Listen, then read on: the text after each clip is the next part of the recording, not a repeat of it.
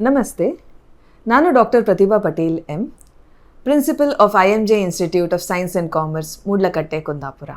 Asianet Suvarna news ಹಾಗೂ ಕನ್ನಡಪ್ರಭ ಇದೇ ಜನವರಿ 25-26ರಂದು ಧಾರವಾಡದಲ್ಲಿ ಎಜುಕೇಷನ್ ಎಕ್ಸ್ಪೋ ಆಯೋಜಿಸಿದ್ದಾರೆ. ನಾವು IMJ ಇನ್ಸ್ಟಿಟ್ಯೂಷನ್ಸ್ ಇದರಲ್ಲಿ ಪಾಲ್ಗೊಳ್ಳಲಿದ್ದೇವೆ.